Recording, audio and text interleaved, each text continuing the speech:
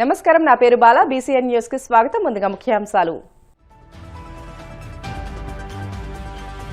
Quantum వ్యాలీతో రానున్న high quality ఉద్యోగాలను వివరించిన మంత్రి నారా లోకేష్. భారత క్వాంటం విప్లవానికి అమరావతి నాయకత్వం వహిస్తుందని వ్యాఖ్య. దిశ కమిటీ సమావేశంలో పాల్గొన్న ఒంగోలు ఎంపీ మాగుంట శ్రీనివాసులరెడ్డి. జిల్లాలో జరుగుతున్న అభివృద్ధి పనులు, ఇతర అంశాలపై అధికారులతో చర్చ. నల్లమల్ల అటవీ ప్రాంతంలోని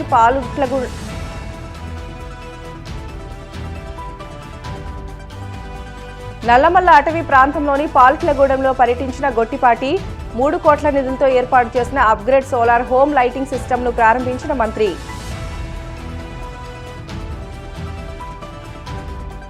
నేరస్తులను, అసాంఘిక శక్తులను కాపాడడానికే జగన్మోహన్ రెడ్డి పరామర్శ యాత్రలు చేస్తున్నారు. విమర్శలు గుప్పించిన టీడీపీ ఎమ్మెల్యే నజీర్ అహ్మద్.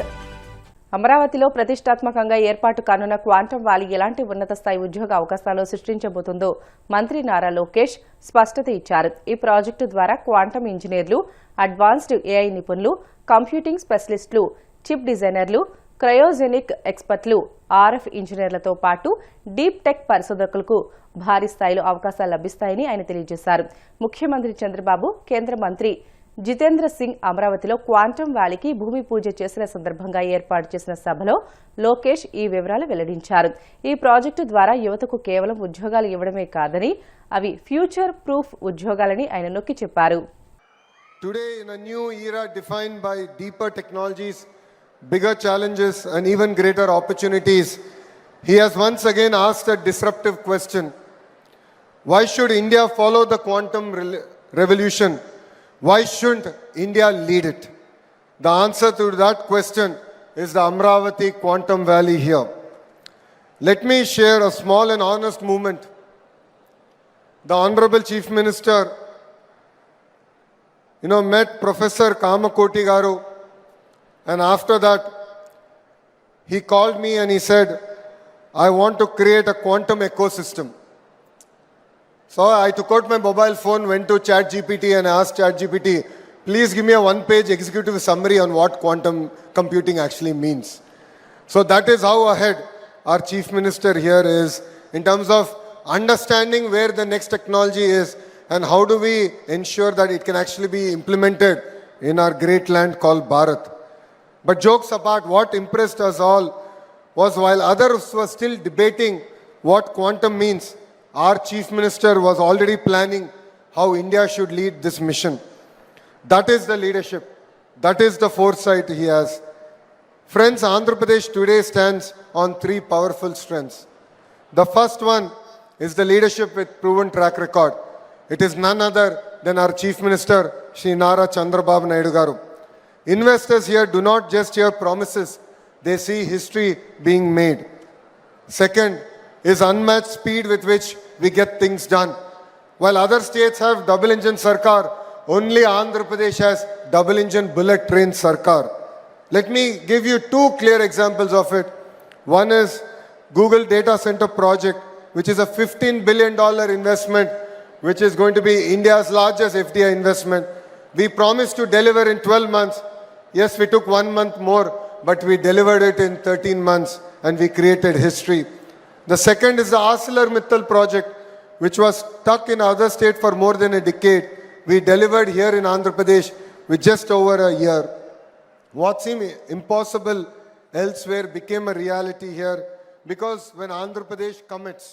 ఒంగోలు పట్టణంలోని కలెక్టర్ క్యాంపు కార్యాలయంలో జరిగిన దిశ కమిటీ సమావేశంలో ఎంపీ మాగుంట శ్రీనివాసులరెడ్డి పాల్గొన్నారు.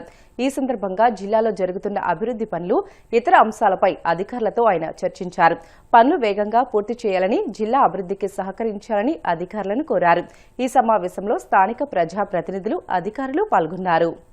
Disha committee, government of ministry of rural development, government of India వారు district development coordination and monitoring committee meeting అనేది గౌరవ పార్లమెంటు సభ్యుల చైర్మన్షిప్లో కలెక్టర్ గారు, మంత్రివర్యులు, గౌరవ శాసనసభ్యులు, దిశ కమిటీ సభ్యులు, ప్రజాప్రతినిధులు అందరూ కూడా అంటే ఎంపీపీలు, జెడ్పీటీసీలు కూడా కలిసి ఈరోజు ఒంగోలు పట్టణంలో మనం సక్సెస్ఫుల్గా కూడా జరుపుకున్నాం. పలు అంశాలు దాదాపు 26 సబ్జెక్ట్స్ అనేది మనం ఎంపిక చేసుకొని ఇవన్నీ సెంట్రల్లీ స్పాన్సర్డ్ స్కీమ్స్. ముఖ్యంగా రాష్ట్ర ప్రభుత్వం ఉన్న స్కీమ్స్ అంటే మన డిఆర్సి, డిస్ట్రిక్ట్ రివ్యూ కమిటీ అనేది మనం పెట్టుకుంటూ వస్తుంటాం ఇన్ఛార్జ్ మినిస్టర్ నాయకత్వంలో. అదేవిధంగా ఈ దిశ కమిటీ అంటే సెంట్రల్ గవర్నమెంట్ ద్వారా రాష్ట్ర ప్రభుత్వానికి వస్తున్న నిధులను గురించి ఏ విధంగా దానిని యూటిలైజేషన్ జరుగుతున్నాయి జిల్లాలో, ఇక ఆ ప్రతి సబ్జెక్ట్లో కూడా ఇన్వాల్వ్మెంట్ ఏమిటి, ఎంత ఫండ్స్ వస్తున్నాయి, ఏ విధంగా యూటిలైజ్ అవుతున్నాయి అనేదే మనం ఇప్పుడు క్షుణ్ణంగా కూడా డిస్కస్ చేసుకోవడం కూడా జరిగింది. గౌరవ సభ్యులు చాలామంది కూడా వారి వారి సమస్యలన్నీ కూడా ఈ సభకు ముందు కూడా తీసుకురావటం కూడా జరిగింది. సజెషన్స్ కూడా చాలామంది ఇచ్చారు. అన్ని డిపార్ట్మెంటల్గా కూడా చాలా మంచి డిస్కషన్ జరిగింది. హానరబుల్ జాయింట్ కలెక్టర్ గారు కూడా, కల్పనా కుమారి గారు కూడా జాయిన్ కావటం అనేది సంతోషం. అది కొత్తగా వారు జిల్లాకు కూడా రావటం, అందులో ప్రథమంగా ఈ దిశ మీటింగ్లో కూడా వారు పార్టిసిపేట్ చేయడం అనేది కూడా ఆనందదాయకం. రాబోయే రోజుల్లో ఇంకా ప్రకాశం జిల్లాలో అభివృద్ధి చేసుకునే దాని కొరకు కేంద్ర ప్రభుత్వం ద్వారా అధిక నిధులు, అంటే కేంద్ర ప్రభుత్వ సంస్థలు అనేది కూడా రైల్వేస్ ఉన్నాయి, నేషనల్ హైవేస్ ఉన్నాయి, టెలికమ్యూనికేషన్ ఉన్నాయి. అటువంటి అన్నీ కూడా అంటే రాష్ట్ర ప్రభుత్వం ద్వారా ఎక్కువగా సంబంధాలు అనేది కూడా లేని డైరెక్ట్గా ఫండ్స్ అనేది వచ్చాయి. ఇవన్నీ కూడా ఈ డిపార్ట్మెంట్స్ ఉన్నాయి కాబట్టి అవి మనం ముఖ్యంగా కూడా మనం ఇవి కూడా పరిగణనలో కూడా తీసుకొని ఈరోజు డిస్కస్ చేయటం కూడా జరిగింది. చక్కటి మీటింగ్ అది. ఈ మీటింగ్ అనేది కూడా చాలామంది అందరూ కూడా ఇన్వాల్వ్ అయ్యి ఇంత సమయం కూడా తీసుకోవటం అంటే ప్రతి ఒక్కరి ఈ సమావేశానికి ఇచ్చిన ప్రతి ఒక్క సభ్యులందరికీ కూడా పూర్తిగా కూడా వారికి థ్యాంక్స్ కూడా చెప్తూ, ప్రత్యేకంగా మా ఒంగోలు మేయర్ గారు కూడా అంగాడి సుజాత గారు అయితే వారు చాలా పలు అంశాలను కూడా సభ ముందు కూడా తీసుకొచ్చి అధికారుల ద్వారా ఇవన్నీ కూడా సమాధానాలు తీసుకురావటం కూడా వారిని ప్రత్యేకంగా కూడా అభినందిస్తూ, ఇటువంటి ఈ ప్రగతి సాధనలో ప్రకాశం జిల్లాలో మంత్రివర్యులు, గౌరవ శాసనసభ్యులు, మేయర్ గారు అందరూ కూడా ముందుంటాం అనేది కూడా మరొకసారి మీకు తెలుపుకుంటూ, ఒంగోలు ఎంపీగా ఈ దిశ కమిటీని కండక్ట్ చేసుకున్నందుకు నేను వాగుంట శ్రీనివాసరెడ్డిగా కూడా ఆనందంగా భావిస్తున్నానని తెలుపుకుంటూ సెలవు తీసుకుంటాం. జై. గిరిజనుల అభివృద్ధి కోసం కూటమి ప్రభుత్వం కృషి చేస్తోందని మంత్రి గొట్టిపాటి రవికుమార్ అన్నారు. మార్కాపురం జిల్లా ఎర్రగొండపాలెం మండలంలోని నల్లమల అటవీ ప్రాంతంలోని పాలుట్లగూడెంలో ఆయన పర్యటించారు. పాలుట్లగూడానికి చేరుకున్న మంత్రికి గిరిజన మహిళలు ఘన స్వాగతం పలికారు. అక్కడ దాదాపు 3 కోట్ల నిధులతో ఏర్పాటు చేసిన అప్గ్రేడ్ సోలార్ హోమ్ లైటింగ్ సిస్టమ్ను ఆయన ప్రారంభించారు. విద్యుత్ వచ్చాక పరిస్థితులను అడిగి తెలుసుకున్నారు. ఎన్నో ఏళ్లుగా విద్యుత్ సౌకర్యం లేక అవస్థలు పడుతున్న తమకు విద్యుత్ అందించినందుకు కూటమి ప్రభుత్వానికి కృతజ్ఞతలు తెలియజేశారు.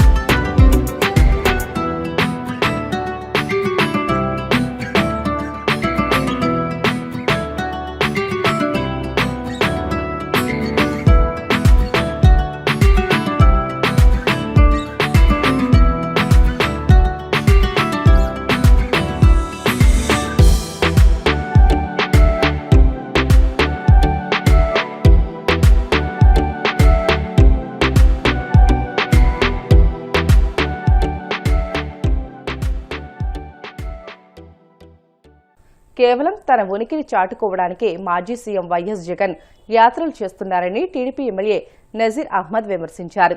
పరామర్శ యాత్రలు ప్రజల సమస్యల పరిష్కారం కోసం కాకుండా నేరస్తులను, అసాంఘిక శక్తులను కాపాడడానికే అని పేర్కొన్నారు. అధికారంలో ఉన్నప్పుడు ప్రజల వద్దకు వెళ్లకుండా పరదాల చాటున దాక్కున్న జగన్ ఇప్పుడు అధికారం కోల్పోయాక చట్టాన్ని ధిక్కరించిన వారి కోసం రోడ్లపైకి రావడం హాస్యాస్పదంగా ఉందని పేర్కొన్నారు.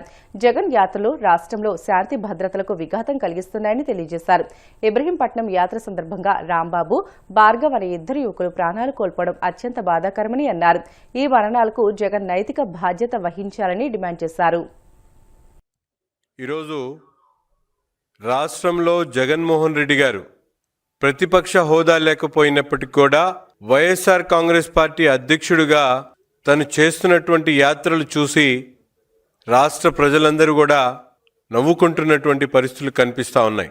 ముఖ్యంగా మాజీ ముఖ్యమంత్రిగా వైఎస్ఆర్సిపి అధ్యక్షుడిగా జగన్మోహన్ రెడ్డి గారు తన అధికారంలో ఉన్నప్పుడు ప్రజలకు దగ్గరికి వెళ్ళినప్పుడల్లా పరదాల చాటున పరామర్శలకు వెళ్ళినటువంటి పరిస్థితులు.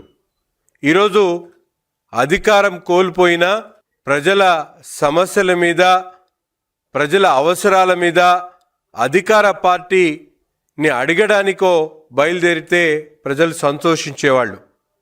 ఈరోజు జగన్ దిగజారుడు రాజకీయాలు ఎలా ఉన్నాయంటే, గతంలో ఆయన పరామర్శలు హంతకులను పరామర్శించేటువంటి పరిస్థితులు. ఈరోజు రోజు రోజుకు కూడా దిగజారుతూ హంతకుల దగ్గర నుండి గంజాయి అమ్మేటువంటి వాళ్ళ దగ్గరికి, డ్రగ్గిస్టుల దగ్గరికి, అలాగే ముఖ్యంగా ఈరోజు మనందరం కూడా చూసుకుంటే రేపిస్టులతో పాటు ఈరోజు బూతులు మాట్లాడి ప్రజలు అసహ్యించుకుంటున్నటువంటి వ్యక్తుల్ని పరామర్శించేటువంటి స్థాయికి దిగజారేటువంటి పరిస్థితులు మనందరం కూడా గమనిస్తూ ఉన్నాం. ఈరోజు జగన్మోహన్ రెడ్డి గారు ఎక్కడ ఓదార్పు యాత్ర పేరుతో, లేకపోతే పరామర్శ యాత్రల పేరుతో యాత్రలు మొదలు పెడితే అక్కడ ఏ విధంగా ప్రజలు ఇబ్బందులు పడతా ఉన్నారో మనందరం కూడా గమనించాల్సినటువంటి అవసరం ఉంది. ఈరోజు అటవిక రాజ్యంకి ఎలా ఉంటుందో జగన్ పాలన మనందరికీ కూడా ఒక అర్థమైనటువంటి పరిస్థితులు. ముఖ్యంగా కులం చూడం, మతం చూడం అంటూ ఈరోజు ప్రశ్నించినటువంటి ప్రతి ఒక్కరి వారి మీద కూడా దాడి చేసి తన రాజ్యంలో ఏ విధంగా ప్రజలు ఇబ్బంది పెట్టాడో మనందరికీ కూడా తెలుసు. రూల్ ఆఫ్ లాతో ఎక్కడ కూడా పని లేకుండా రాష్ట్రాన్ని 5 ఏళ్ల పాటు రావణ కాష్టంలాగా మార్చి అనేక అర్థనాదాలకు కారణమైనటువంటి వ్యక్తి జగన్మోహన్ రెడ్డి గారు. ఈరోజు తన పార్టీకి సంబంధించినటువంటి వ్యక్తి అనరాని మాటలు, తిట్లను తిడితే అటువంటి వ్యక్తిని పరామర్శించడానికి బయలుదేరి ఇద్దరు, ఒక యువకుడు రాంబాబు, ఒక భార్గవ్ అనేటువంటి యువకుడు, భవిష్యత్తు ఉన్నటువంటి యువకుడు ప్రాణాలు కోల్పోయినటువంటి పరిస్థితులు. అంతేకాకుండా రాంబాబు ఒక వైఎస్ఆర్సిపి పార్టీకి సంబంధించినటువంటి విలేజ్ సంబంధించినటువంటి అధ్యక్షుడిగా పనిచేస్తున్నటువంటి వ్యక్తి. ఈ ఇద్దరిని కూడా నిన్న జగన్మోహన్ రెడ్డి గారి పరామర్శ యాత్రతో బలి తీసుకున్నటువంటి పరిస్థితులు చాలా బాధాకరం. ముందుగా తెలుగుదేశం పార్టీ పక్షాన వీరిద్దరి మరణానికి ప్రగాఢమైనటువంటి సానుభూతి తెలుపుతా ఉన్నా. ఈరోజు మనందరం కూడా చూసుకుంటే జగన్మోహన్ రెడ్డి గారు ప్రజలు అధికారం ఏదైతే శాసనసభ్యుడిగా గెలిపించారో, అలాగే వారి పార్టీకి సంబంధించినటువంటి 11 మంది టీమ్ 11, ఈ టీమ్ 11 ఈరోజు ప్రజలు ఇచ్చినటువంటి అధికారాన్ని, ప్రజలు ఇచ్చేటువంటి ప్రజాధనాన్ని శాలరీస్ తరపున జీతాలు తీసుకుంటూ ఎక్కడ కూడా ప్రజలకు అవసరమైనటువంటి సమస్యల మీద ప్రజల వాణిని వినిపించడానికి వీళ్ళందరూ కూడా ప్రయత్నించేటువంటి పరిస్థితి లేదు. బ్రిటన్లో షార్ట్ బ్రేక్ తీసుకుందాం. Stay with us.